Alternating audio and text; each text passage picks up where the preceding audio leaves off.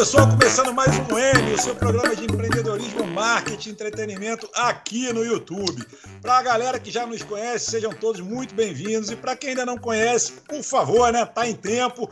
E nós sempre aqui reforçamos, nossa proposta, propomos análise e reflexões. É sempre aquele início que a gente dá uma rateada. Propomos análise e reflexões, sempre com muito conteúdo e bom humor.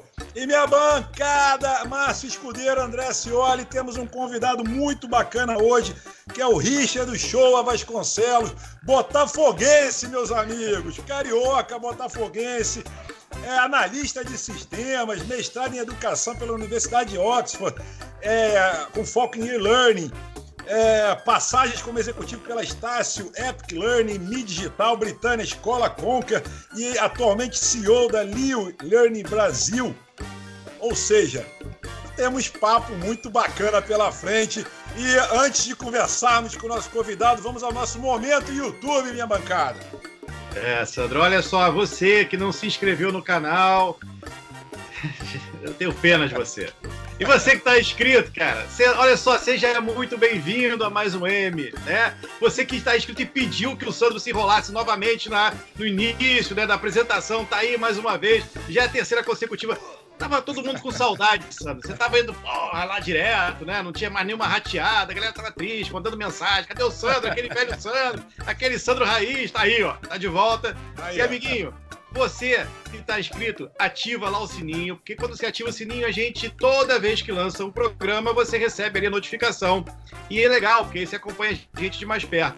Além disso, já pode dar o like. Você já viu que o cara que tá aqui hoje é sensacional. Então aproveita, já dá o like, porque você vai gostar. Se não gostar, me cobra no final. Manda mensagem me xingando. Pode fazer o que você quiser, amigo. Não é assim que funciona a vida, André? É assim, essa troca é bacana pra caramba, cara. Com certeza, a gente é que mais aprende nesse bate-papo. Você que está assistindo a gente, fica ligado na dica do meu amigo Márcio Escudeiro. Se inscreve no canal, assina e ativa o sininho. Agora, a gente está lançando uma hashtag, né? Hashtag Empaca Sandro. No momento que ele consegue ratear, a gente sabe que o show vai ser legal. Então esse programa tem tudo para dar certo, porque já começou errado. Quando começa errado, é garantia de sucesso. Vamos ouvir o que o nosso querido Richard tem para contar para gente. E olha só, a gente já teve aquele papo de bastidor. Ele é botafoguense. Com esses são 3 botafoguenses entrevistados. Vamos demorar um pouquinho para chamar os 2 que faltam, senão a gente acaba... Olha que isso é bullying, isso é bullying. Mas a ideia é mais ou menos por aí, Richard, é mais ou menos por aí. A gente tem carinho pelo Botafogo. Com certeza. É que o botafoguense, ele tem uma coisa que nenhum outro time tem, que é resiliência. Então eu estava brincando antes aqui, que essa pandemia não é nada para o botafoguense, tirando o grupo de risco, que obviamente a maior parte da torcida, mas a gente está acostumado, muito tempo sem vencer, muito tempo, aí vem pandemia, vem gafanhoto, vem a nuvem de Godzilla, não importa, para o botafoguense está tudo ótimo. É isso aí, cara. Com certeza. Muito bom, muito bom. Bom, deixa eu começar aqui apresentando a Leo Learning, né, que cria experiências digitais de aprendizagem memoráveis que transformam pessoas e organizações. Somos a maior empresa no mundo focada em educação corporativa digital, com escritórios no Brasil, Estados Unidos, Europa, Ásia e Austrália. Desenvolvemos soluções customizadas de conteúdo digital, plataformas de aprendizagem, expertise em aprendizagem e eventos digitais. Além da forte atuação no mercado corporativo, temos muito projetos no setor educacional, ajudando a implementar EAD em várias instituições de ensino. Vamos aqui... Olha que eu tenho vaga na área comercial, se quiser... Momento jabá total, que a gente agrada agora. A gente fez uma brincadeira. Você falou que foi bullying, agora a gente agrada. A gente pode assopra. E uma coisa bacana do nosso convidado, abre aspas, tenho 3 paixões, educação, tecnologia e empreendedorismo. Posso dizer que a minha história é a união dessas 3. Richard, seja muito bem-vindo, muito bacana aí o conceito da empresa da qual você é CEO e o seu conceito de vida. Obrigado pelo convite, um prazer estar aqui com vocês e também com todo mundo que está nos assistindo aqui nesse programa. Tá? Então, mais uma vez, fico bastante agradecido e honrado por participar aqui com vocês. Legal. Gente, meu amigo André Scioli, somos professores universitários e estamos conversando com uma pessoa que gosta exatamente desse universo, inclusive o Márcio também, apesar de não lecionar, porque não quer. Aprendo. Mas, pô, ele junta as paixões, né? As paixões que também temos, educação, tecnologia e empreendedorismo.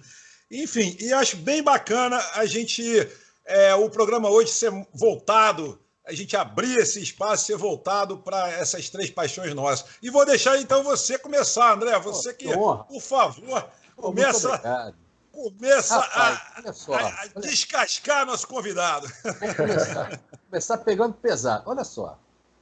Nem todo filho de médico é médico. Sim. Né? Nem todo filho de dentista é dentista. Agora, a história do Richard é muito interessante, porque ele é neto do Dr. João, fundador da Estácio. Então... Conheci, inclusive. Conheci. Conheci. Pô, conheci, caraca. Dá para fazer a minha pergunta, cara? Desculpa. É que rolou um tricô agora. Tranquilo. Então, olha só, a gente até brinca com isso, mas a educação parece que é alguma coisa que está na veia dele. Né? Desde cedo ele acompanhava, eu imagino, por favor, você me corrige, acompanhava o avô, acompanhava esse processo, ficou adulto, teve competência para trabalhar na Estácio. A vida dele sempre foi dentro da área de educação. E se não me falham as informações, foi ele, Richard, que desenvolveu todo o processo de educação à distância da Estácio. Então, essa competência da educação e tecnologia, ele já carrega de berço, cara. Agora, a minha pergunta é uma pergunta pegadinha. Richard, quanto que ser neto do Dr. João, ter uma tradição forte de educação na tua família, pesou ou atrapalhou a tua carreira? Diz para mim.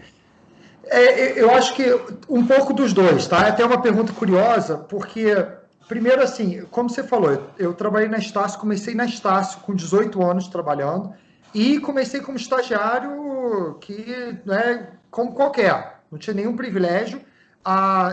Minha formação é TI, então eu naturalmente fui para a área de programação, fiquei lá 2 anos desenvolvendo, até que quando eu tinha 21 anos, o meu avô falou para mim: Richard, o futuro do ensino está na tecnologia, e me convidou para liderar um projeto de ensino à distância. Só que, assim, dentro da Estácio, o fato de eu ser da família sempre tinha um preconceito muito grande, não é? Esse aqui, vida da família, tem privilégio e tal. Salário sempre era o pior. Então, muito pelo contrário, eu sempre tive o pior salário. Eu era gerente da equipe, ganhava menos de maioria das pessoas da minha equipe. Então, não tinha privilégios. E também eu tinha que provar que o que eu ia fazer ia dar certo. Enfim, não tinha muito aquela coisa de ter alguém olhando. Não, eu tinha muita autonomia, mas a responsabilidade para entregar. Por acaso, assim, por sorte, competência, montar a equipe certa, total, a coisa deu muito certa. Se tornou um dos maiores projetos de ensino no Brasil. Então, dentro da Estácio, eu consegui conquistar o meu espaço pelo mérito que eu tive. E muito cedo. Então, que foi interessante porque, por um lado, me trouxe autoestima, confiança, tudo mais, mas assim que eu saí da Estácio em 2009 para fazer mestrado na Inglaterra, com o objetivo de voltar. E dentro da família, eu sou da 3ª geração, eu era a pessoa mais próxima do meu avô. Então, eu sou o único que trabalhei dentro da Estácio, a 3ª geração, e eu era um sucessor natural dentro dessa geração. Só que em 2010, quando eu estava na Inglaterra, meu avô decidiu vender a Estácio. Então, a minha carreira foi interrompida, porque eu ia assumir naturalmente diretorias, tal. Provavelmente hoje eu seria um CEO da Estácio, um diretor executivo lá, mas isso foi interrompido com a venda. Então, eu tive que me reinventar. E nessa reinvenção, eu voltei para o Brasil, tinha 24 para 25 anos, família tinha dinheiro, era de tecnologia, fui muito bem sucedido no início da carreira, eu achava que seria o próximo Mark Zuckerberg. Sabe, eu achava que com isso eu tinha tudo na mão e, por outro lado, não foi o que aconteceu. Muito pelo contrário. Os próximos 5, 8 anos foram de muitos fracassos e tentativas que não deram certo, porque o sucesso do passado não é o sucesso do futuro. Então, demorou um pouco, e aí só nos últimos 2 anos que eu consegui realmente achar o meu nicho, me reinventar, desenvolver um projeto que hoje está crescendo exponencialmente. E você falou que só o fato de ser da família, de educação e tudo mais, eu tenho vários primos, eu sou o único que trabalha nessa área de educação. Então, os outros todos foram para outros mercados, mercado financeiro, cada um foi cuidar da sua vida. Então, de fato, o fato de ser da família não significa que você vai perpetuar isso. E eu achava que eu ia perpetuar, eu achava que o nome, o legado, tudo mais, ia trazer um impulso para levantar minha carreira, mas pelo contrário. Novamente, como eu fiz no começo da minha carreira na Estácio, eu tive que fazer isso sozinho e comprovar isso. E agora que eu acho que as coisas estão começando a ir nesse caminho, e hoje o que a gente faz realmente é uma educação completamente diferente de tudo que você se vê por aí. Richard, você falou uma coisa... Desculpa, Sandro. Não, vai lá, porque ele deu gancho também. Vai lá. Você falou uma coisa que a gente conversou num programa passado, agora não lembro qual foi, André e Sandro, se vocês puderem me ajudar, eu realmente não lembro.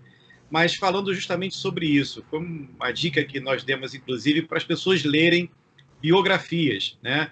Porque a gente tem uma tendência a achar que o cara de sucesso, ele teve sucesso. Ele foi, acordou com o bumbum lá virado para a lua e teve lá o dinheiro caindo na frente dele, né? As coisas dando certo todo dia, tudo que ele faz vira ouro, aquela coisa do toque de Midas, né? Só que não é assim. Não é assim. A gente sabe que para chegar no sucesso, a gente passa por muitos fracassos, por muitas barreiras, muitas decepções. Acho que o grande diferencial, e aí é uma coisa muito comum nesses caras de sucesso, né? Esses caras que alcançaram ali o topo, o grande diferencial e uma coisa que eles têm em comum são personalidades diferentes, com histórias diferentes, caminhos diferentes, mas o que eles têm em comum é a perseverança, né, cara? É o enfrentamento, é você chegar decidido a conquistar aquilo que você planejou. E, meu irmão, pode cortar um caminho por aqui, atravessar um morro por ali, mas o importante é você não desistir, não se abater com os fracassos. E você falou um negócio que é sensacional. Pô, achei que ia virar de um dia para o outro, e a gente pensa mesmo, tem hora que a gente está num projeto que tem tudo para dar certo, e não dá porque não dá, porque as pessoas não gostam, porque você, de alguma forma, entrou por um caminho que não era o melhor. Mas é dentro desse sentido que eu queria te perguntar.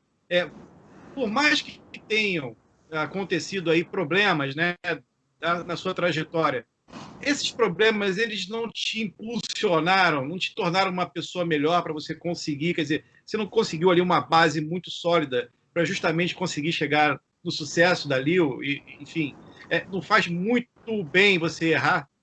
Sim, com certeza. Primeiro, eu acho que essa história que aí vem do fato de eu ser botafoguense, né? Como eu falei, resiliência. Quantos anos o Botafogo não ganha? Então, realmente, é verdade.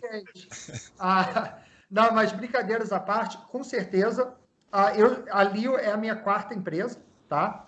Não na mesma ordem, eu já tive empresas em paralelo, mas já tive 3 outras empresas. 2 eu tive que fechar, uma eu consegui vender.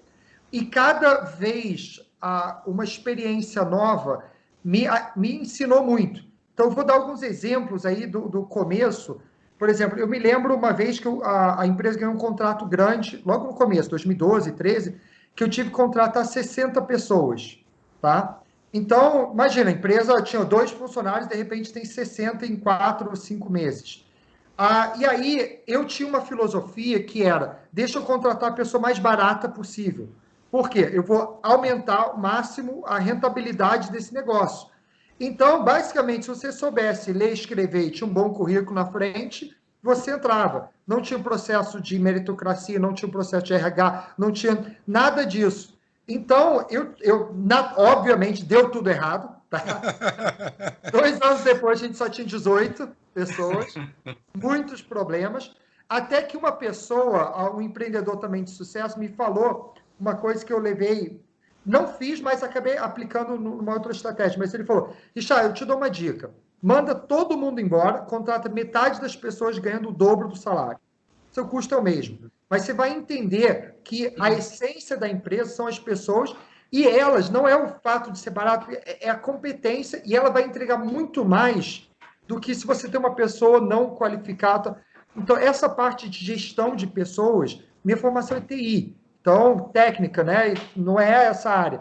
Então, foi uma área que eu tive que me desenvolver muito Tanto que hoje, quando você pega tudo que a gente faz, é uma empresa extremamente humana, extremamente voltado para olhar para as pessoas, capacitar, desenvolver. Tem um programa que a gente traz as pessoas da base, a maioria das pessoas da base que entram, viram líderes, viram coordenadores, vão crescendo dentro da empresa. Então, eu acho que, sabe, teve várias aprendizagens, mas se eu não tivesse vivenciado isso, só lido no livro, que por acaso eu também li o livro, mas não seria a mesma coisa.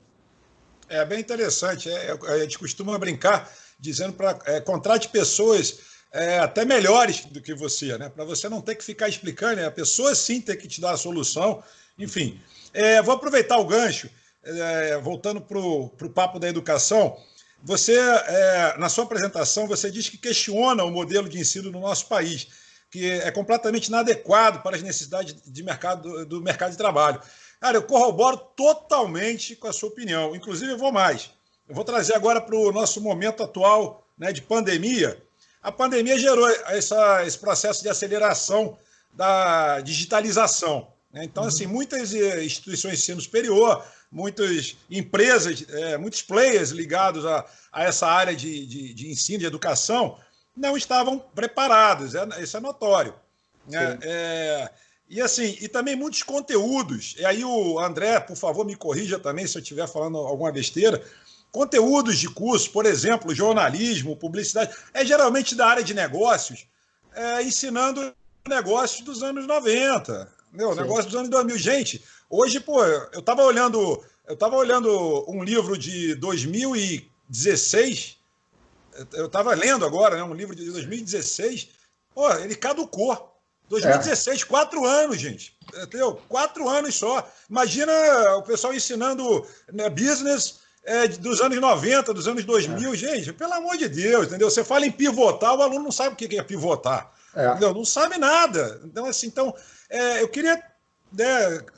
eu corroboro com a tua opinião. E como é que vocês trabalham isso lá na Leo Learning Brasil? Vocês têm essa preocupação da atualização, de estar falando os termos atuais, de estar ensinando de fato para o mercado e não academicamente, para ter um canudo na mão? Você falou de pivotar, que a academia chama de gestão de mudança, né? Que hoje em dia... Então, mas eu vou te dar um exemplo muito prático, tá? Eu estou fazendo um MBA hoje numa das melhores instituições do Brasil, que é um dos MBAs mais caros do Brasil. Então, altamente reconhecido, tal. Não adianta, você não vai achar no meu perfil, não vou falar o nome da instituição. Só que vamos procurar! Não, só que acontece. Eu tive uma disciplina lá sobre logística, onde o professor tinha um PhD em 1980, ele tinha 75 anos de idade, não falou nada de transformação digital, só falou dos 4 modos tradicionais de logística. Aí você vai para uma outra disciplina, que é a gestão de operações, onde o livro baseado na disciplina é a Meta, escrito em 1978. Depois você vai para outra área de RH. Eu sou da área de RH hoje em dia. A coisa mais recente que ela falou foi Mundo VUCA, onde, vamos combinar, tem 12 anos que já fala de Mundo VUCA. Então, todos os exemplos. A área financeira, o case estudado é de uma empresa metalúrgica de 1996 a 97, olhando o balanço desses 2 anos. Todos os exemplos, todos, são 20 e tantos, todas, são de conteúdo do século passado, todas. E eu estou falando da melhor instituição de ensino do Brasil, tá? Com um MBA que tem metade do curso em Portugal. Então, não estou falando só das populares, sim, estou falando das boas universidades. Sim. Quando se sai de lá, e aí, eu fiz um outro curso em São Paulo, numa instituição não regulamentada, 3 dias, né, de 7 da manhã até as 9 da noite, pauleira, sobre venda, gestão, tal, tudo voltado para o mundo de startup. Sabe, uma coisa que eu vi, vale muito mais aqueles 3 dias do que os 2 anos e o canudo que eu vou ganhar lá. Então, o modelo atual, ele é muito voltado para desenvolver teorias. Que, ok, teorias são importantes, claro que são, porém ninguém é contratado pelas teorias. Então, por exemplo, a gente falou que as coisas mudam. Um dado que eu tenho é que existe um conceito chamado taxa de depreciação de conhecimento, que muda 20% ao ano. Ou seja, tudo que eu aprendo hoje, daqui a um ano 20% mudou, 2 anos 40%, etc. E aí, em 5 anos, as coisas mudam muito rápido. E aí você vai falar, mas na engenharia cálculo não muda. É verdade, cálculo não muda, mas ninguém é contratado porque sabe cálculo.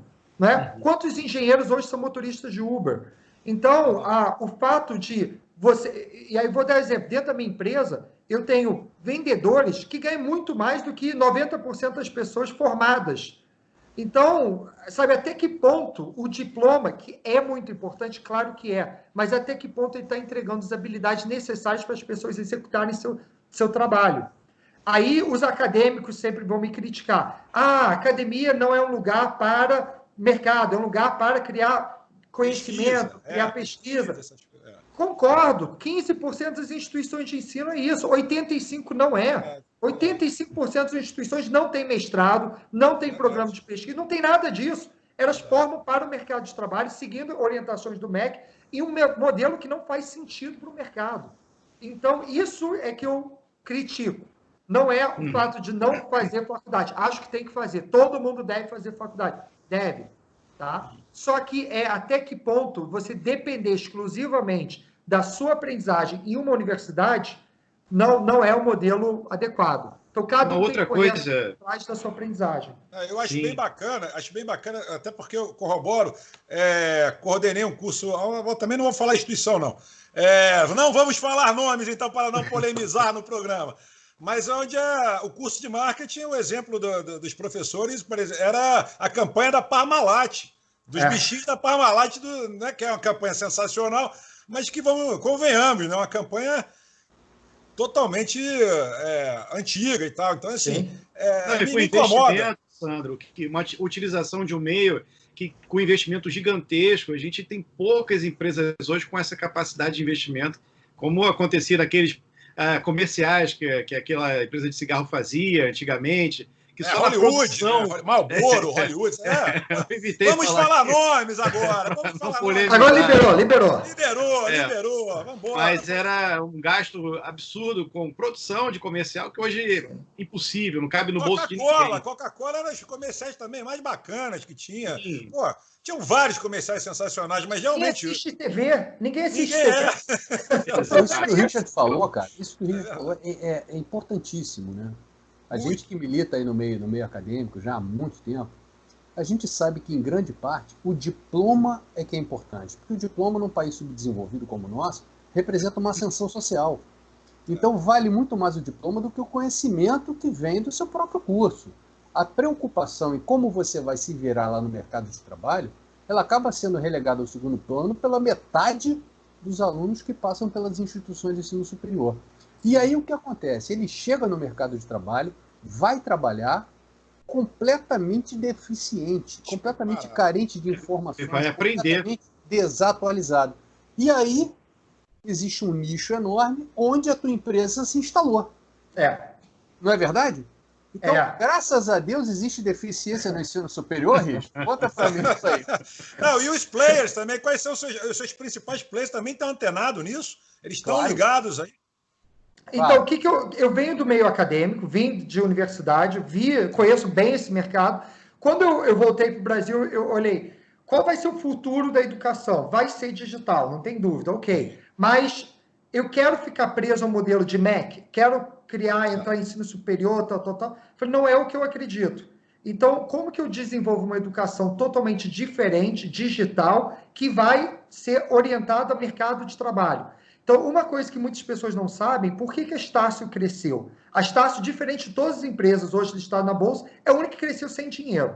Tá? A família nunca foi rica. Meu avô era juiz, classe média alta, mas... e aí ele começou a dar aula dentro de casa, ele tirou minha mãe do quarto dela e começou a dar aula para pessoas que queriam ser juízes. E aí ele começou com 5 alunos, 7 alunos, depois cresceu. Então, a Estácio começou dentro de casa, a quarta, minha mãe era a primeira sala de aula. Mas ele foi uma das poucas pessoas no Brasil que viu que o ensino superior tem que ser voltado para emprego e não para academia. E aí criou o Estácio, o jeito que é, só que tudo voltado para o mercado de trabalho.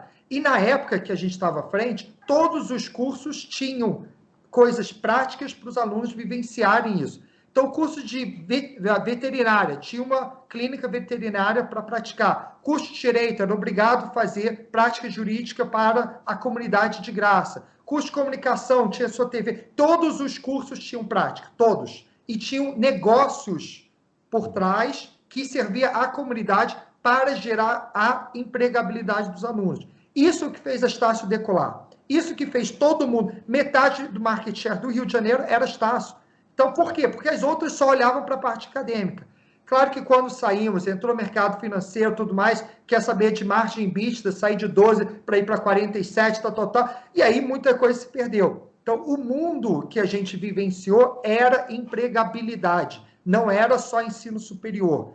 Então, eu tive muito essa vivência. E aí eu vejo isso hoje, eu vejo que o ensino superior fugiu disso, e aí eu estou tentando preencher um pouco esse nicho. Como que eu consigo fazer coisas que vão gerar resultados para a carreira da pessoa, tá? Então, é mais ou menos por isso que eu enxerguei esse nicho e eu fui investir nessa área.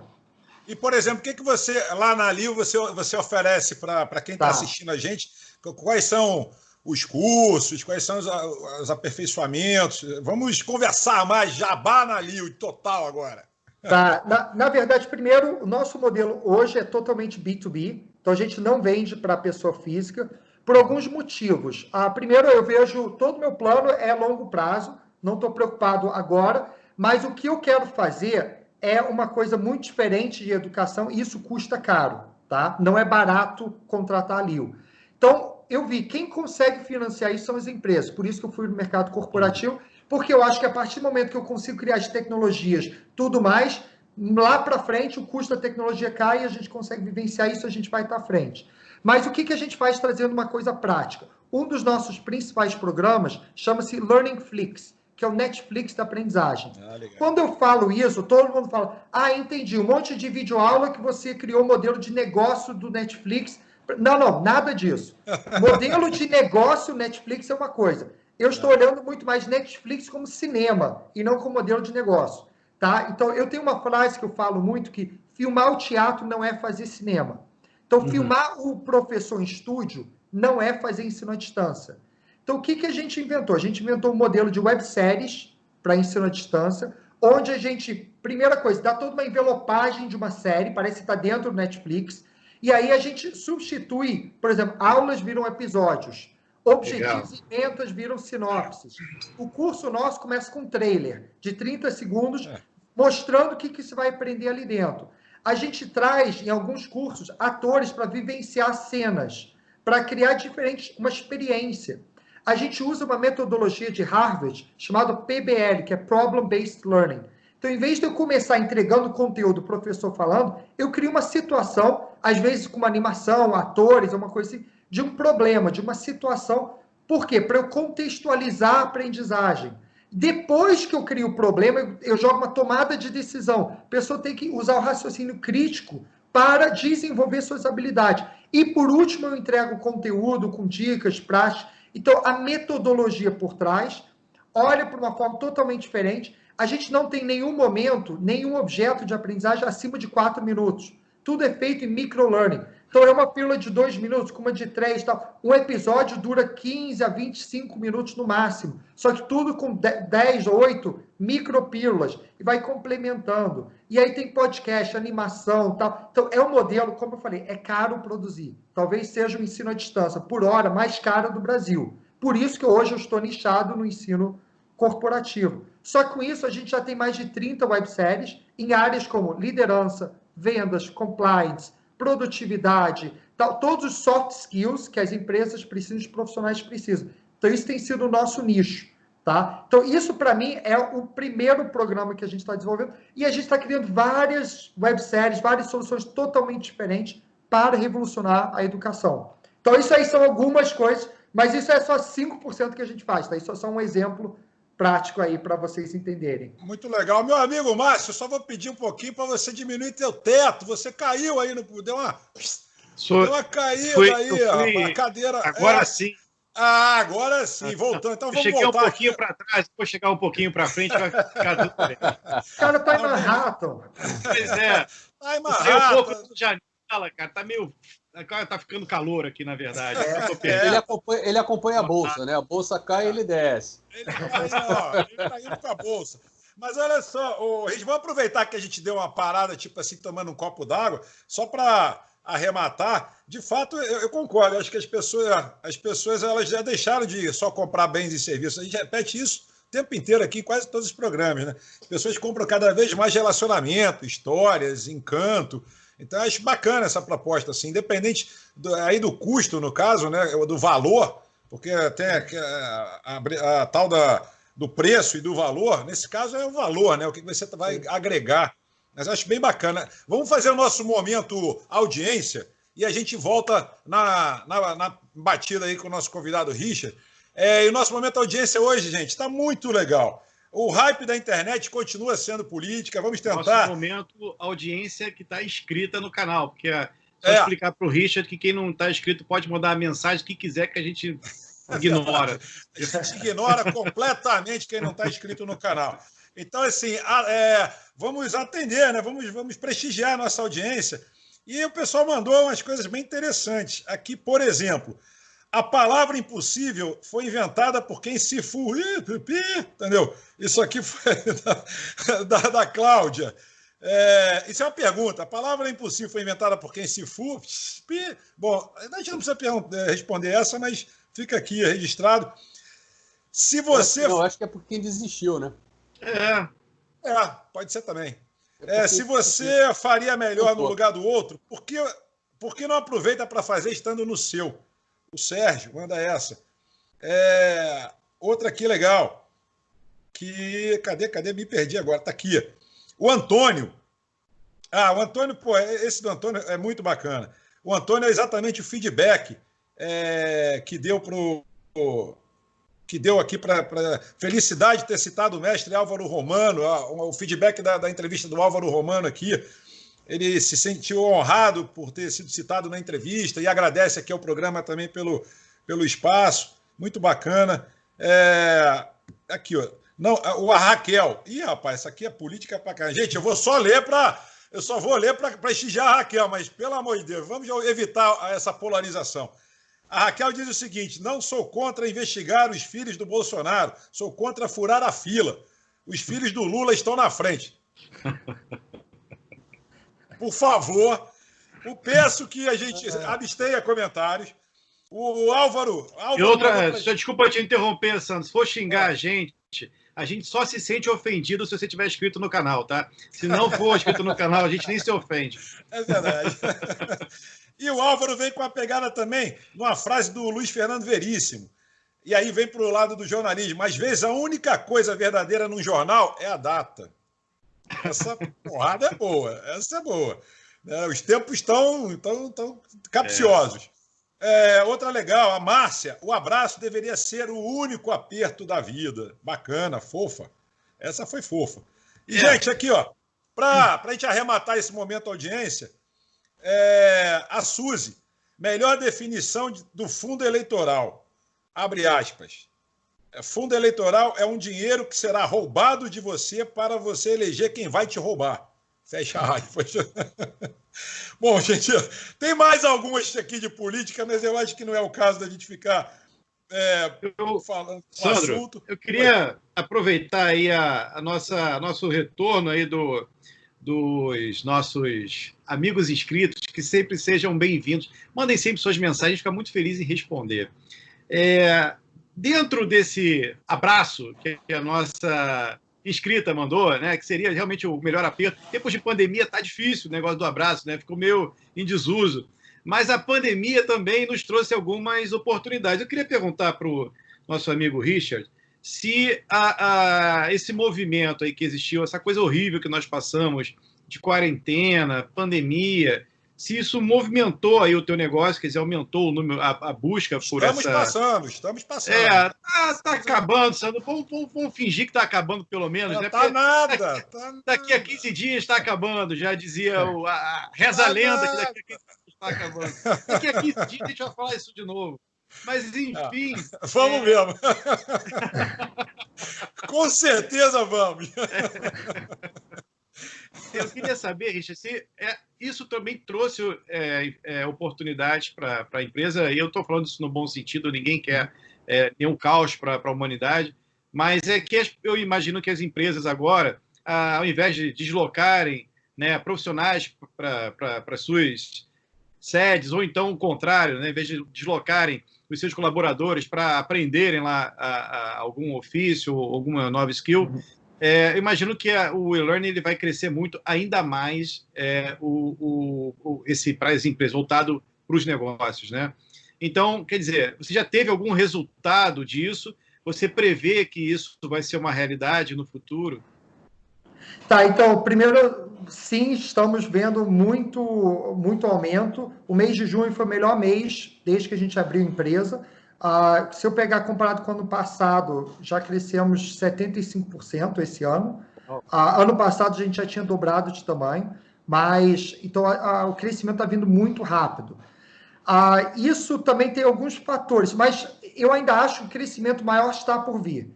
Por quê? Muitas empresas entenderam que o digital funciona. E aí entra um certo desespero de precisar fazer coisas e aí migra para o digital agora. Mas tem muitas empresas que estão sofrendo, estão agora sem dinheiro, não conseguindo investir e tudo mais. Quando essa pandemia acabar e essas empresas começarem a ter dinheiro, o digital já ficou comprovado. Então, apesar do crescimento estar vindo muito forte agora, eu ainda acredito que vai vir muito mais quando a economia retomar, porque vai ter mais orçamento na mesa aí das empresas. Você acredita nessa possibilidade de as empresas diminuírem, né, seu espaço físico e colocarem colaboradores trabalhando dentro de casa, home office, que é o que está acontecendo hoje, mas você acredita nessa manutenção aí no futuro? Então, isso é um tema que a gente discute muito internamente, tá? E aí, o que a gente vai fazer dentro da nossa empresa nesse sentido? A gente vai no modelo flex office, não home office, mas flex office, onde é obrigatório ter 1 a 2 dias presenciais por semana e cada um decide como vai ficar nos outros dias.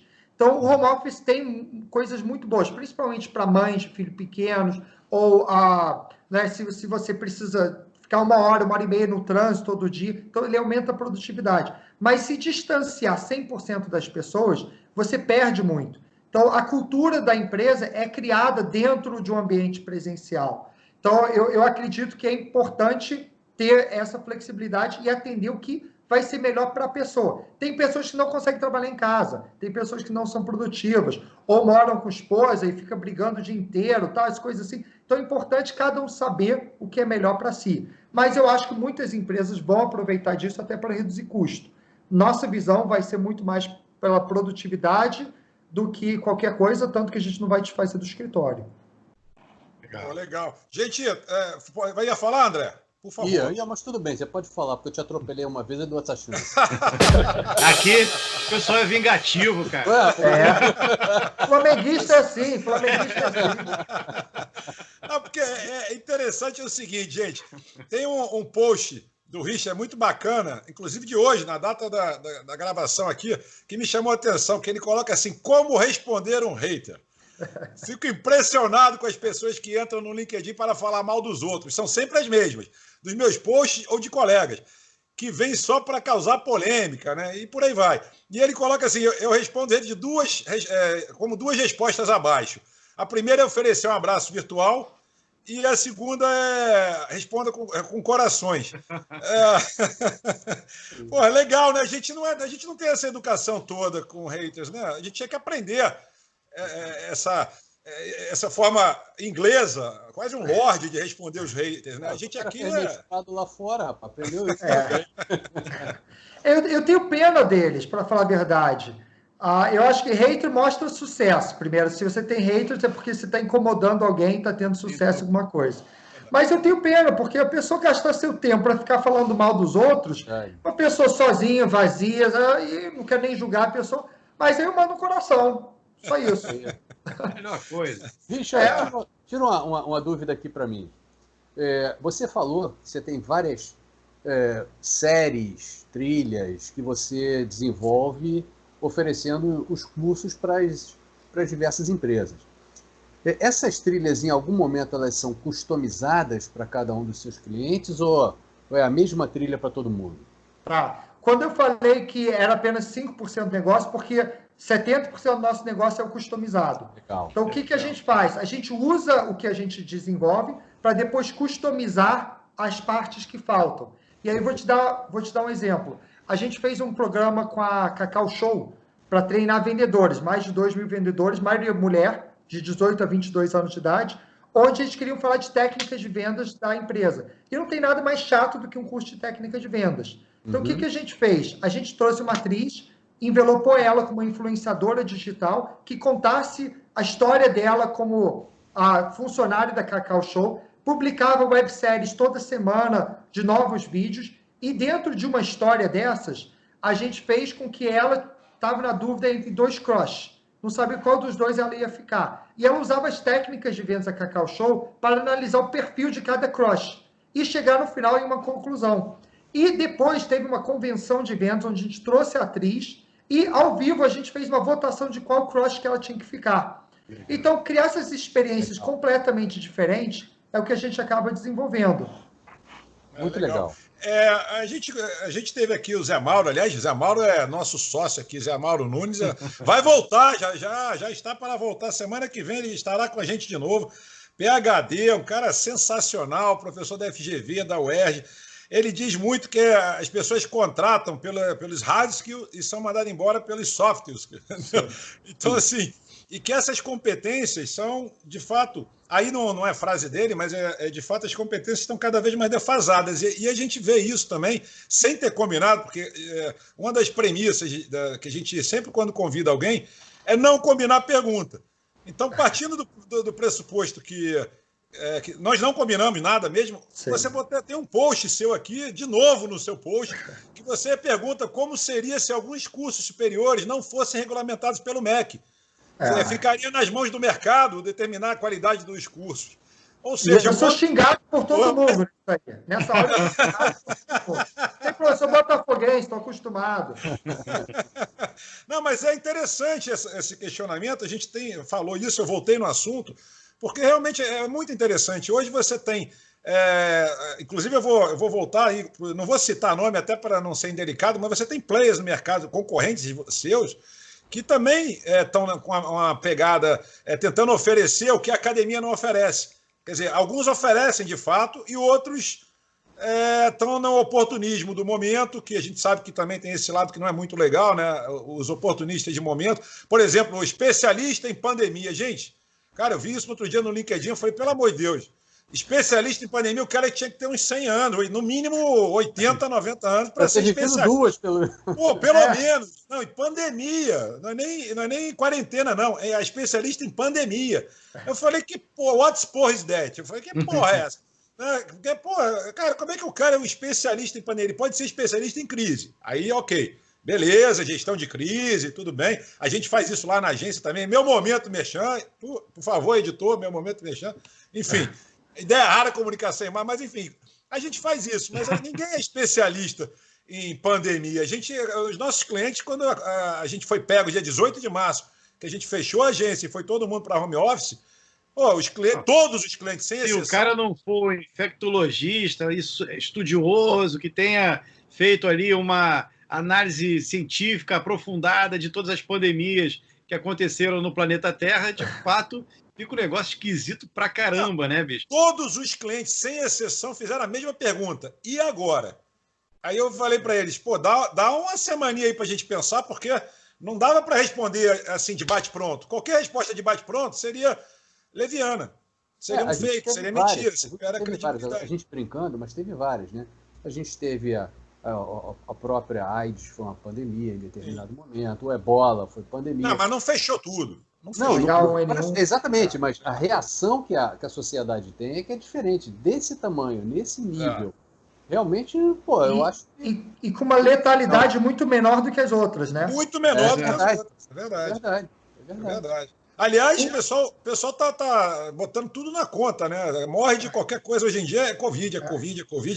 Aí politizaram, né? Aí já eu ouvi um cara falando que, assim, a coronavírus ninguém sabe da doença. Então, o melhor remédio para a doença é a quarentena. Só que todo remédio tem efeito colateral. Então não adianta você não atacar o efeito colateral. Então é para ficar em casa, só que tem que atacar o efeito colateral, senão a gente morre do efeito colateral. Então, não é, se correr o bicho pega, se ficar o bicho come. Exatamente. Richard, uma coisa que você falou a respeito dos haters e dessa posição sua em relação aos cursos, enfim, ao MEC, uma coisa que a gente vive falando aqui é o seguinte: para as pessoas pararem com essa história, e isso é muito importante, de ficar limitando o pensamento e a porcaria da liberdade que as pessoas têm de poder falar aquilo que elas pensam, caceta.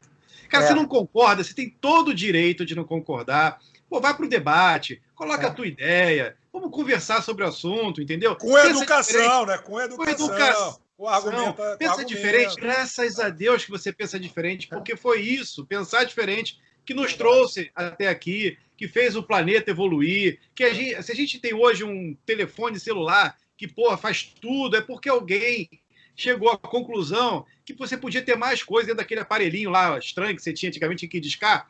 Imagina que aquilo ali virou. Mas por quê? Porque alguém falou, pô, alguém colocou aquilo ali em xeque, alguém contestou aquela ideia. Faz sentido o que eu estou falando? Pode ser também. Pode ser. E dizer o seguinte, olha só, vamos fazer isso aqui melhor. Enfim, cara, teve um cara que foi queimado porque falou que o mundo era redondo, bicho. Né? Imagina só, se a gente começar a voltar com essas práticas aí medievais. Vamos parar com isso, gente. Vamos deixar a mente evoluir, pô. Sai do teu quadradinho bizarro, pelo amor de Deus. Só que por isso que eu falo que eu tenho pena dessas pessoas, porque para mim um hater significa que ele discorda com a sua opinião, mas não tem a capacidade intelectual de argumentar de uma forma inteligente, então ele precisa ir para o lado pessoal. Aí eu fico com pena da pessoa, porque ela não tem essa capacidade. Aí aí eu mando um coração, não tem problema. Gente, vamos fazer aqui o nosso momento dica de livro. Nosso momento dica de livro. Eu não falei com o Richard aqui também que existe momento dica de livro. É tudo aqui, Richard, não é combinado, que é para... A gente faz essa sacanagem com os convidados, cara. Não é mais ou menos a sacanagem, mas é para poder coisa ficar mais assim, como diria, menos combinadinho, espontâneo, mais visceral. Bom, eu vou começar hoje a dica de livro, gente. Não precisamos mostrar, a gente confia que o editor colocará aí o livro, mas a nossa dica de livro, pegamos ele de surpresa. A minha pegou aqui. Não, mas não precisa mostrar, não. Tá. A gente coloca o livro aqui, aqui no visor. Bom, a minha dica é o Mindset, a nova psicologia do sucesso, né, do Dweck, que fala, né, PhD, Carol S. Dweck, editora Objetiva. Gente, é muito interessante, muito interessante. Qualquer coisa que eu fale desse livro agora, aliás, é um best-seller, mais de 2 milhões de exemplares vendidos. É um negócio assim que vale a pena dar uma olhada. Eu fico até com medo de falar alguma coisa do livro, porque é mudança de mentalidade. Propõe que você repense várias coisas que você vem pensando, né? Mudança de mentalidade, literalmente, mas eu não quero aprofundar, verticalizar o assunto, que é para não ficar dando spoiler. Mas é um livro bem bacana, então fica aí a minha dica, abrindo o momento, mudança aí, já me confundi todo. Abrindo o momento, dica de livro. Quem quiser pode continuar nas dicas. Então vamos lá. A minha dica, rapaz, eu vou muito na linha do que o Márcio comenta regularmente. Não é um livro recente, já é um livro bastante antigo, mas é uma biografia bem interessante, que é a história do Jack Welch. Eu acho que vale a pena dar uma... Não vou me lembrar do autor, eu peço 1 milhão de desculpas, mas já tem muito tempo que eu li, e aquilo ali foi muito legal para a minha carreira, para o entendimento das oportunidades, das dificuldades pelas quais a gente passaria. Fica a dica aí. O livro é muito antigo, André? Cara, ele deve ter pelo menos uns 20 anos. É porque tu sacaneou o nosso editor. Para ele achar isso vai ser difícil. Não tem problema, não. Vamos lá. Quando ele me ligar, eu mando a foto. Eu tenho livro. Vamos lá, Márcio. Olha, eu vou aqui pegar o gancho da educação e tem uma coleção, Sandro, que se chama Coleção Grandes Ideias de Todos os Tempos. E tem vários livros, né? São apanhados, cara, sobre vários temas. Por exemplo, tem o livro da filosofia. Então, ele pega de maneira muito sintetizada ali os grandes filósofos e pega ali um pouco da obra para você ter uma ideia mais superficial, mas acaba que você pega ali o mais importante daqueles caras, né? Aí tem o livro da história, tem o livro da psicologia. Então, para você ter aí um entendimento amplo de muitos assuntos, vale muito a pena, porque são resuminhos que, sintetizam ali a obra desses caras. Então, se você gosta de conhecimento geral, que é muito importante para a vida, para a carreira, cara, é muito importante mesmo. Essa coleçãozinha te dá um caminho muito bacana. Depois, se você gostar de algum tema, aprofunda. Gostou de algum camarada ali, você vai buscar informação mais aprofundada sobre ele. Mas tem um entendimento geral do que acontece. Você combinou com o André de sacanear o editor, né? Você está sacaneando o editor. Como é que o cara vai colocar coleção aqui na tela? Porra, são vários livros, cara. O editor tem perdoa história, os tem livro da filosofia, psicologia. É muito legal. Eu não sei qual janelinha que a gente está aqui para você apontar para baixo ou para cima, a gente não sabe que é aleatório nos caras, mas perdoa eles, editor, por favor. Manda assim, ó, coraçãozinho. Bom, vamos deixar agora, vamos ver se o Richard vai zoar o editor ou não vai, Richard. Sua dica de livro. Primeira dica que eu vou dar é audiobook, tá? Eu acho fantástico, uso muito Audible. Então, eu recomendo a todos. Eu consigo, normalmente, ouvir um livro por semana só quando eu estou na academia. Então, é a melhor forma de você se manter atualizado. Mas se eu pegar um título, eu adoro o livro Shoe Dog, que é a marca da vitória, que conta a história da Nike. Então, o que eu acho mais impressionante é o Phil Knight, que é o autor e o fundador da Nike. Ele ficou 18 anos perguntando para sua esposa, quase todos os dias, o que a gente vai fazer quando a empresa quebrar. Então, você vê a história da Nike, e ele começou vendendo tênis dentro de colégios no carro dele. Ia para o carro, ia para o colégio onde tinha o pessoal correndo, saía vendendo um a um. É assim que ele começou a Nike. E conta cada história fantástica. Eu acho que é um dos melhores livros aí de autobiografia que eu li. Recomendo a todos. Eu não li, mas eu vou ler, hein? Esse aí, eu sou apaixonado por biografia, cara. Excelente, excelente. Legal. Bom, gente, alguém quer dar mais alguma dica? Podemos passar esse momento, dica de livro, tudo certo? A enciclopédia Barça. Wikipédia. Wikipédia, rapaz, você está desatualizado. Para com esse negócio de Barça.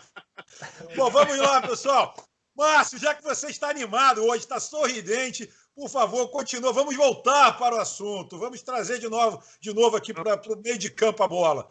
Vamos voltar. Eu queria perguntar para o Richard, eu sei que o teu momento é o B2B, ensinar as empresas, mas a gente tem uma carência muito grande, que a gente discute muito aqui no programa, que as pessoas têm uma dificuldade justamente por conta da informação, cara. Da formação, na verdade, né? Porque o cara sai da faculdade, ele aprende ali uma teoria, e aprende alguma coisa de prática, mas ele não aprende uma coisa que é super importante para a carreira dele, que é a gestão da carreira. É ele saber das dificuldades que ele vai passar, dos skills que ele precisa ter. Pô, que o cara não entende nada de... Vamos lá... sei que lá, financeiro. Me ajuda aí, Sandro, que a palavra foi embora, bicho. Gestão financeira, cara. Pô, e não só isso, mas o cara também não consegue se promover porque ele não entende quais são os canais que ele consegue ali se colocar no mercado. Pessoal. Tem tanta coisa importante que o cara precisa saber para poder se posicionar, para poder iniciar uma carreira que ele não aprende, que as pessoas deveriam ter acesso a esse tipo de informação. E ele esquece que o próprio nome dele é a marca dele, né? Desculpa, exatamente. O nome dele é a marca dele.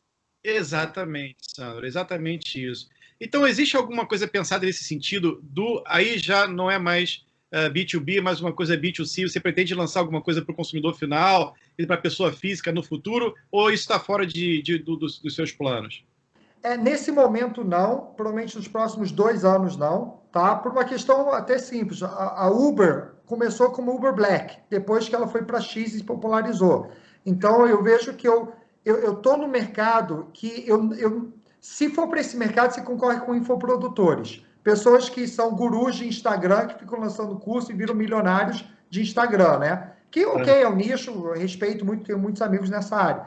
Mas eu quero fazer algo diferente. E o que eu faço tem um custo alto por trás, que eu estou muito mais no Uber Black do que o X. Depois de um tempo conseguindo desenvolver experiências e ter coisas práticas, conseguir mostrar resultado e tudo mais, eu acho que eu vou estar preparado para ir para um mercado um pouco maior, mas o momento que eu estou ainda não é esse momento, tá? Mas quando eu olho 3, 5 anos, sim, vai ter coisas B2C lá para frente.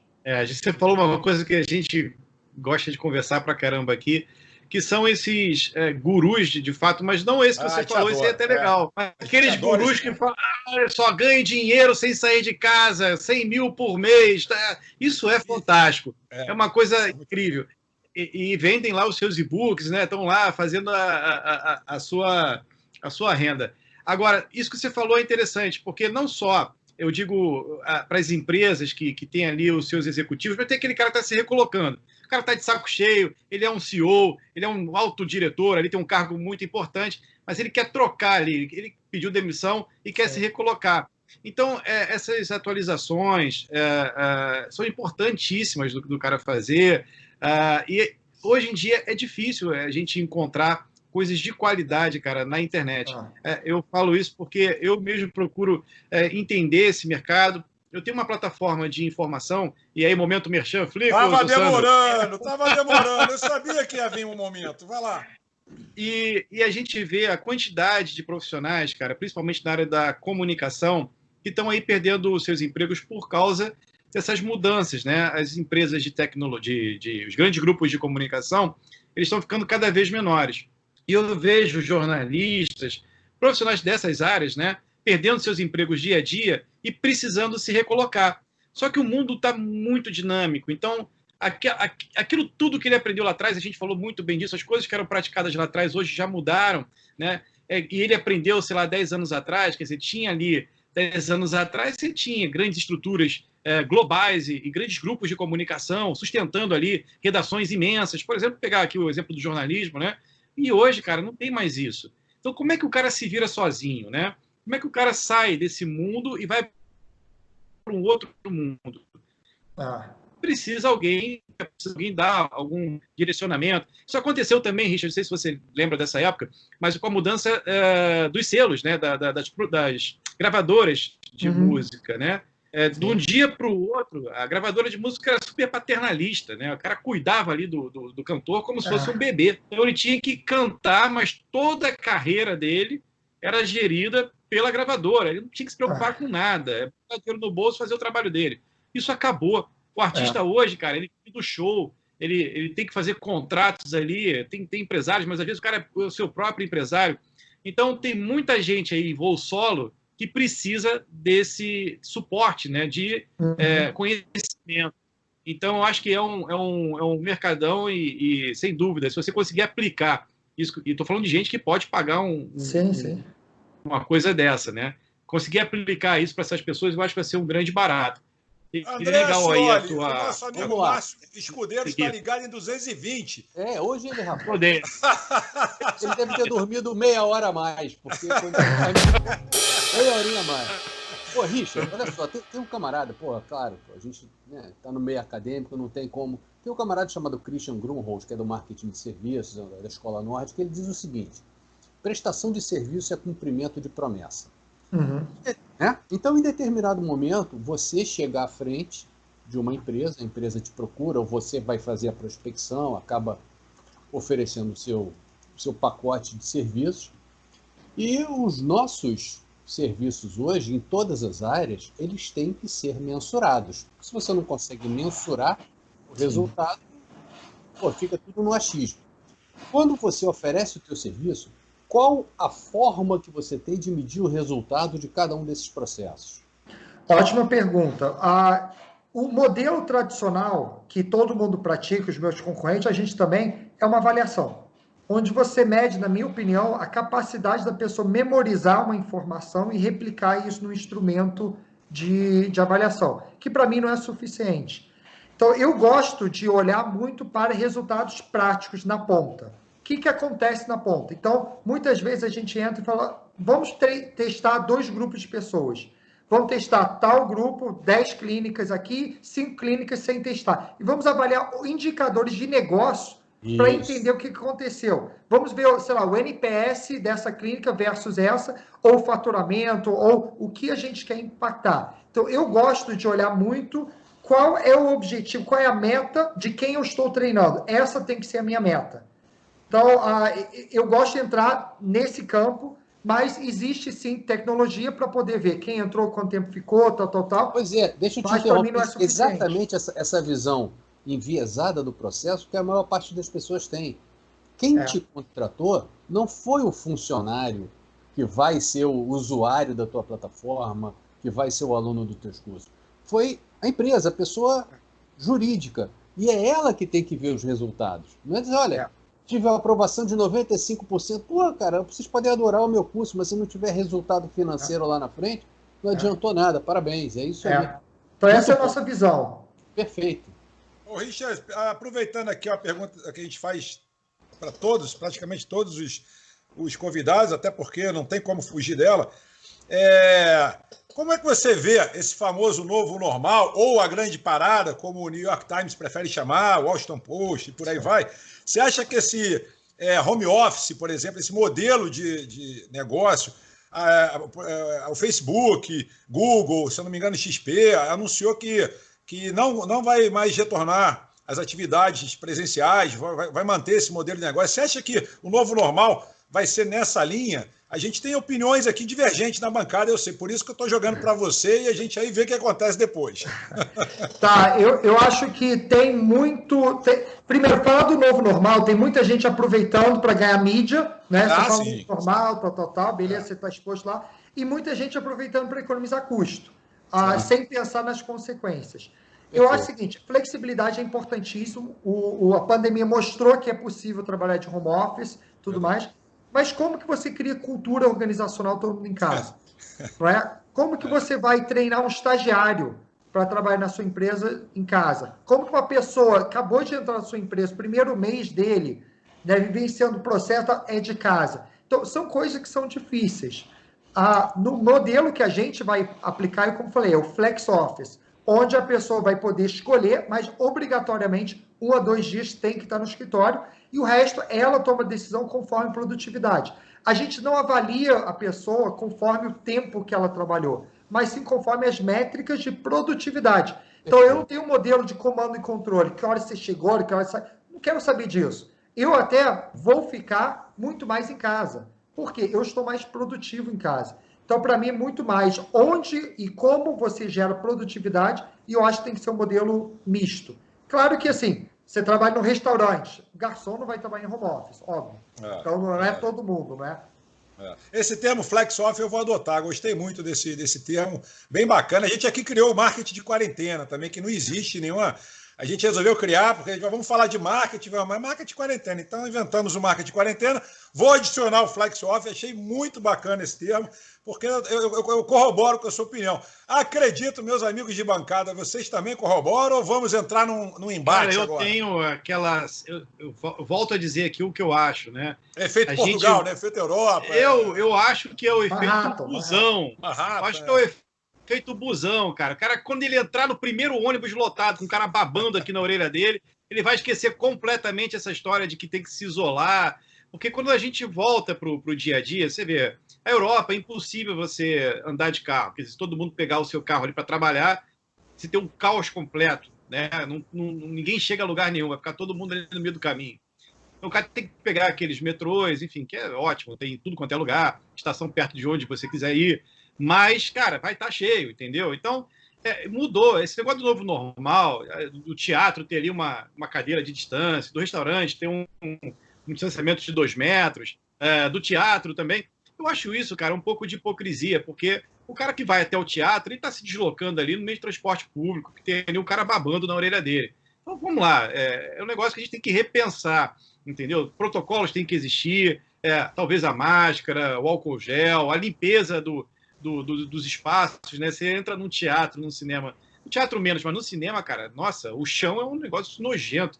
A poltrona normalmente também tá mal cuidada pra caramba no quesito da limpeza. Então vamos pensar um pouco melhor, né? Não é a cadeira ali de distância que vai fazer você não contrair o vírus. Você viu os shopping centers agora aqui mesmo no Brasil, né? Com essa liberação gradual.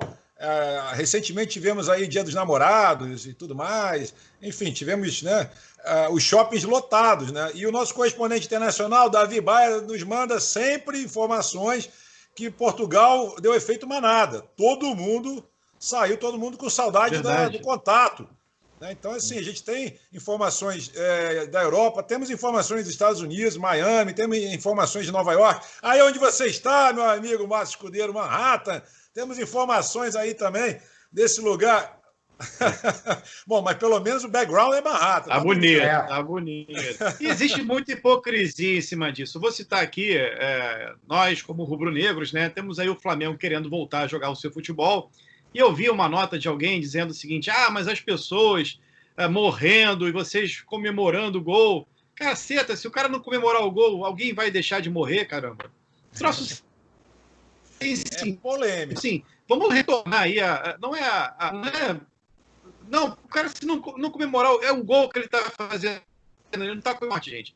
Acredita em mim. Ele fez o gol, ele está comemorando ali o gol. Não é a morte de ninguém. Então as pessoas têm que parar de viver também esse drama. Porque é um negócio chato, é um negócio que é pesado, é um momento muito difícil para a humanidade, mas, cacete, a gente tem que sair dele, a gente não tem que viver nele. Sabe aquela coisa de você viver o problema e não pensar na solução, não passar daquilo ali, você ficar vivendo, sofrendo, você termina com o namorado, fica ouvindo música triste, se tranca no quarto, apaga a luz, cobre a cabeça, sabe? André, caramba, não, ele gente. Tá solteiro, tá segue a vida. Eu vou deixar... Você vê, ele se tranca no quarto, fica lá pensando. Eu tô fora, meu amigo. Tem que olhar pra frente, pô. Tem que fazer o negócio acontecer. Ele tá antecipando o momento carta de alforria dele. Eu tô vendo aí.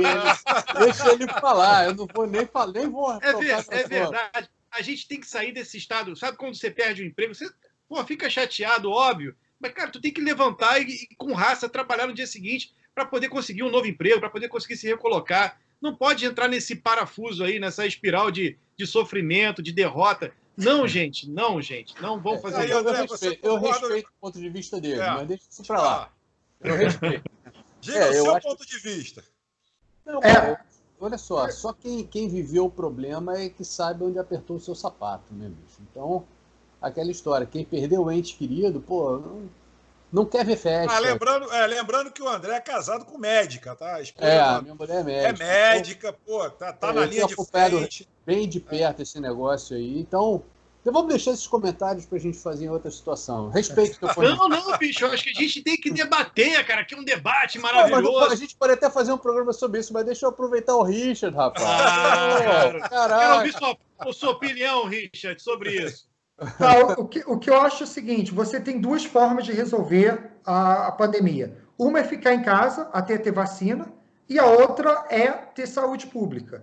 Então, e de fato falar que as pessoas vão contrair o vírus. Ficar em casa, a gente está falando até o final do ano, até o início do ano que vem, vai quebrar todo mundo, inclusive o governo, pessoas vão morrer muito mais ficando em casa. Então, a solução é deixar as pessoas contraírem o vírus tendo saúde pública. Então, eu vejo que você tem que ter um modelo equilibrado entre abrir desde que tenha hospital. Morrer pessoas por causa do coronavírus vai acontecer. O que não pode acontecer é morrer pessoas por falta de hospital. Então, eu vejo que o momento que a gente está vivendo agora, final de junho, no Rio de Janeiro, temos uma queda absurda em número de contaminados e mortes. A gente estava em 200 mortes por dia, caiu para 50 essa semana. A gente está com a rede hospitalar sendo disponibilizada, aberta. Então, a cidade do Rio de Janeiro tem capacidade de reabrir. Escolas, coisas, eu acho que tem algumas coisas polêmicas, mas tem capacidade de reabrir. Interior, não. Interior está disparando. Quando você pega o Brasil, você tem 500 municípios. Você tem 5 mil municípios. Você tem 5 mil Brasils. Então, você tem que ter um modelo onde deixa as pessoas saírem, até porque a forma mais fácil, vamos dizer, é polêmico dizer, mas é deixar, se todo mundo contrair o vírus, acaba a pandemia. Todo mundo não, basta ter 60% da população contraindo o vírus, que a pandemia vai embora. O Rio de Janeiro está sendo testado, a gente está mostrando números na faixa de 30%. Por que o Rio de Janeiro está caindo? Porque pegou fogo lá em abril, maio, e agora as pessoas... Carnaval, agora as pessoas já estão com IgG positivo. Então, quanto mais gente IgG positivo, mais rápido isso vai embora. Eu sou um deles, hein? Eu sou um deles. Fui fazer exame esses dias aí num desses drive-thru aí que tem aqui na Avenida América, na Barra da Tijuca. Deu IgG positivo. Eu não tenho, mas Entendeu? O que eu achei só, para complementar, o que eu achei só estranho é o seguinte, eu acho que esse tipo de teste deveria ser oferecido pelo governo e não pagar, porra, R$300, R$400. Gente, a gente está falando de um exame xing-ling, bem xing-ling, que deve ser no máximo $5 lá fora. E, pô, e você pagar 200, 300, R$400, pô, a população não vai ter acesso a esse exame, entendeu? É uma sacanagem. A gente não testou em massa, então a gente não sabe o nível de contaminação que a gente tem ou não. Isso é verdade, é verdade. É verdade. Só para deixar claro, André, não, só para deixar claro aqui, eu não falei em momento algum para voltar a torcida. Eu falei só das pessoas comemorarem aí. Eu tô falando só do futebol, não. Eu tô falando de comemorar. Você vê cantor sertanejo... vão te pegar na rua já. Não, e detalhe, você vê cantor sertanejo fazendo live, divertindo as pessoas. Isso não é problema. Então, assim, por que a live, que o cara tá ali divertindo, sorrindo, bebendo, né, comunicando ali, levando alegria para as pessoas, pode e o futebol não? Eu não consigo entender. Sim, vamos lá, André. Não, só para fechar esse raciocínio, que eu acho que a gente não testou, a gente passou um pico, vamos colocar assim dessa forma, de demanda. Realmente houve uma quantidade de contaminação muito grande. Só que a gente teve, no Rio de Janeiro especificamente, um nível de isolamento muito grande também. Então, os idosos, de um modo geral, continuaram em casa. A gente tem que começar a abrir sim, mas de uma forma ainda paulatina. A coisa tem que ser lenta. Tá tocando alguma coisa aí, atenção, ao momento telefone. É o momento Dilma. Aí, então, home office, né? A vida como ela é em home office. É isso aí. A vida como ela é. Então a gente fica... Isso que aconteceu no shopping, me perdoe, foi uma tremenda cagada. Vou falar um português claro. Pô, todo mundo vai, tá todo mundo preso, todo mundo vai. Não pode, cara. A questão é você ser... Ninguém obedece. Olha, 30% de estacionamento, as lojas... Não obedece, cara. E o que adianta você formar uma fila, o nego com bafo no cangote, aquilo que você colocou do ônibus? Não adianta. Então isso é hipocrisia, né? Eu acho que, né, entre essa dualidade que existe, saúde ou economia, você tem que ter um equilíbrio. Não é nem tanto um, nem tanto outro. É tudo. Agora, e depende da região também. Claro que depende, é lógico, perfeito. A gente só vai ter essa garantia depois que a gente tiver medido, né, testado a maior parte da galera. E é importante testar. Gente, adivinha o que eu vou falar agora, que eu tenho quase certeza que vocês já sabem. Não pode. Estouramos o tempo. Estouramos o tempo, já tem 12 minutos, inclusive. Que beleza. Chegamos naquele momento, que o Márcio gosta, que ele fala pouco, né? Tem que explicar para o Richard. Explicar para o Richard, aquele momento em que eu peço para que a minha bancada se faça suas considerações finais, deixando sempre o convidado por último, e peço para que eles não fiquem se estendendo muito, para que eles falem pouco, para que eles não deem palestra. Então, assim, eu juro, Richard, que eu peço, mas você vai ver o que explicar para você agora. Esse é o momento que você pode se soltar, meu amigo. Fale sobre o que você quiser, pelo tempo que você quiser. A gente está aqui para te ouvir. Esse é o momento bom. Para ouvir o convidado, mas vocês, pelo amor de Deus, vamos então, por favor, as considerações finais da minha banca, começando por você, Márcio, está ligado em 220? Vamos lá. Seja sucinto. Vambora. Então, Sandro, eu queria dizer para você que foi uma honra receber aqui o Richard. Legal. Foi sensacional. O papo hoje foi muito bom. Envolvemos aí polêmicas, né? Falamos sobre educação, que a gente gosta muito desse assunto. Uma tecnologia que a gente gosta muito desse assunto também. E nossa galera que está aí até agora, até o final, prestigiando, vai lá, dá aquele like maravilhoso, se inscreve no canal. E, tem tudo a ver com o que você curte, meu amigo. Tá vendo? A gente traz sempre gente aqui. Ó. Aqui, ó. Ali, sarrafo lá em cima. Então, assim, continuar mantendo o nível, se inscreve e incentiva a gente. Não é não, meu amigo André? Foi maravilhoso, não foi? Foi sensacional, não foi? Eu menti lá no início, quando eu falei, dá o like que não vai se arrepender. Eu só falo verdade. Eu acho até que quem não deu o like tem que abrir outra conta e dar outro like. É verdade. Tão bom que foi. Conta falsa. Incentivando aqui os robôs. Os bots. Tem que fazer isso. Não, mas foi muito legal. Primeiro, agradecer aí a disposição do Richard em vir compartilhar essa história fantástica de educação, marketing, entretenimento, porque a gente tem cada uma das séries que ele lança dentro das plataformas educacionais de entretenimento. Então a gente conseguiu, num programa, abraçar todo o pacote que a gente promete, né? Então isso é muito legal. Para a galera que assistiu a gente, aproveita essa história. Como diz muito bem o nosso querido Márcio Escudeiro, são as biografias que enriquecem o nosso saber. Então vale a pena você conhecer essa história, mesmo que ainda não publicada. Valeu? Obrigado para vocês. Verdade, muito bom. Também faço as minhas palavras as de vocês, as palavras de vocês as minhas. Eu não sei a ordem do trator, altero o adubo, mas enfim, queria dizer também que foi muito bacana, muito legal mesmo. E essas suas três paixões, educação, tecnologia e empreendedorismo, eu colocaria mais uma para fechar contigo, que é marketing. Aí a gente fecha bacana, porque de fato eu também corroboro disso. E foi uma honra para o M ter um convidado como você, Richard, porque a nossa proposta, geralmente, a gente tenta sempre manter realmente o sarrafo lá em cima e trocar, né? Ter essa troca, ter essa informalidade, mas ao mesmo tempo com muito conteúdo, né? Que é o que a gente promete e entrega. Então é bem bacana. Pô, seja sempre bem-vindo, as portas do M estão abertas para você sempre que quiser. Muito obrigado pelo convite. Quando eu comecei sabendo que eram 3 flamenguistas, eu fiquei preocupado, né? Mas, enfim, deu tudo certo aqui. Saiu vivo. Saí vivo, exatamente.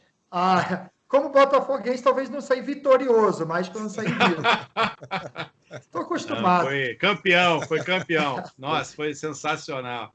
Mas obrigado a todo mundo que está assistindo aqui hoje também. E deixar, quem quiser seguir no LinkedIn, no Instagram, Richard Vasconcelos ou Richard Uchoa, tanto faz, você vai me achar. Hoje eu tenho 160 mil seguidores no LinkedIn. E, enfim, sempre estou publicando conteúdo como esses aqui que eu comentei hoje. Então, mais uma vez, muito obrigado aqui para todo mundo. Agora, deixaremos seus contatos aqui na descrição. Você falou Richard, eu te chamei de Richard o tempo inteiro. Agora eu vou pular aqui da varanda, bicho. Eu falei o seu nome errado do início até o fim. Estou acostumado, sou botafoguense. Agora já foi, não dá mais para... Ficou Richard, e agora eu também falei Richard. Então, tudo bem. Muito obrigado pela sua presença, Richard ou Richard. Minha bancada, mais um programa sensacional. Valeu. Por favor, Richard, pode falar. Isso mostra que nada é combinado, só para deixar claro. Nada é combinado, exatamente. Valeu, pessoal. Um grande abraço. A gente se vê a qualquer hora, a qualquer momento. Valeu. Gramaço.